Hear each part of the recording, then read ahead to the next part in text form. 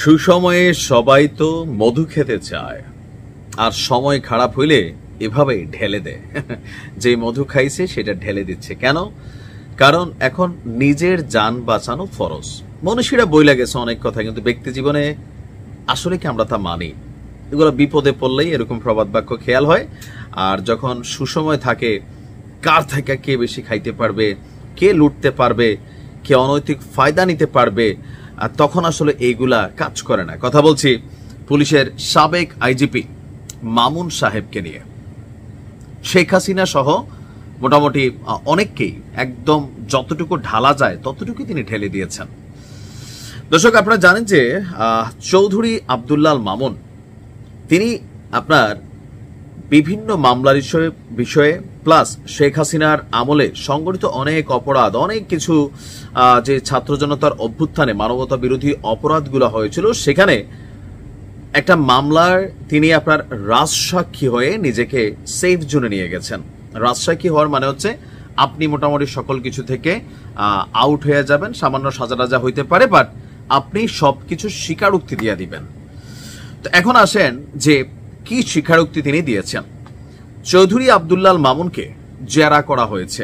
তো জেরাতে তিনি আপনার গতকালকে আমরা দেখলাম যে 4 সেপ্টেম্বর বিচারপতি গোলাম মর্তুজা মজুমদারের নেতৃত্বাধীন আন্তর্জাতিক অপরাধ ট্রাইব্যুনাল একে মামলাটির পলাতক আসামি শেখ হাসিনা আসাদুজ্জামান খান কামালের পক্ষে রাষ্ট্র কর্তৃক নিযুক্ত যে আইনজীবী আছেন আমির হোসেন চৌধুরী তাকে জেরা করেন।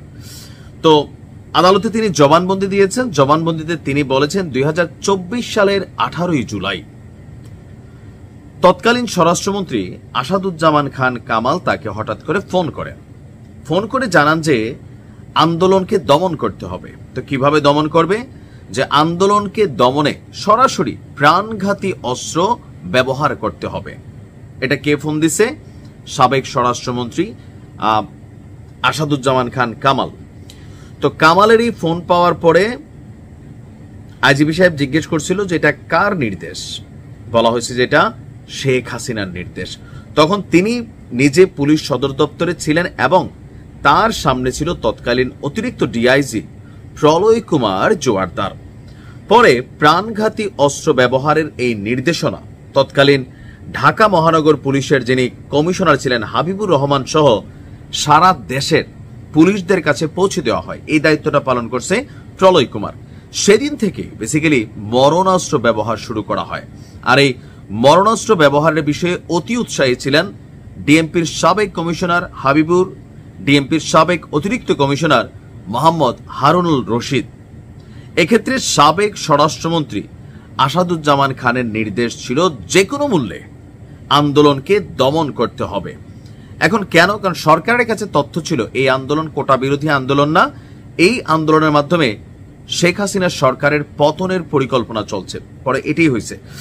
সাবেক আইজিপি তার জবানবন্দিতে বলেছেন শেখ হাসিনাকে মারণাস্ত্র ব্যবহারে আবার প্ররোচিত করতেন কারা?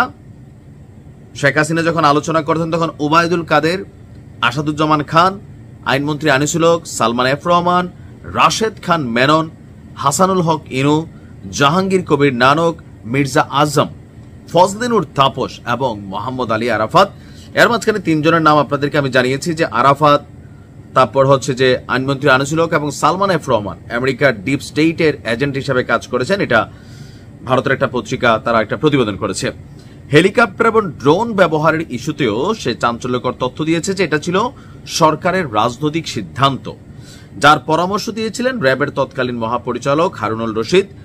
আর আন্দোলন প্রবণ এলাকাগুলোকে ভাগ করে ব্লক রেড দিয়ে হেলিকপ্টার, ড্রোন এবং মারণাস্ত্র ব্যবহার করে আন্দোলনরত অসংখ্য ছাত্র জনতাকে হত্যা, আহত করা হয়। আর আন্দোলন দমনে সরকারকে উৎসাহিত করেন আওয়ামীপন্থী বুদ্ধিজীবী, সাংবাদিক, সাংস্কৃতিক কর্মী এবং ব্যবসায়ীরা। আর জবানবন্দিতে কোর কমিটির মিটিং এর বিষয়ে তার বক্তব্য 2024 সালের 19 জুলাই থেকে প্রায় প্রতি রাতে আসাদুজ্জামান খানের যে বাসা ধানমন্ডির বাসায়, সেখানে এই কোর কমিটির বৈঠক হতো।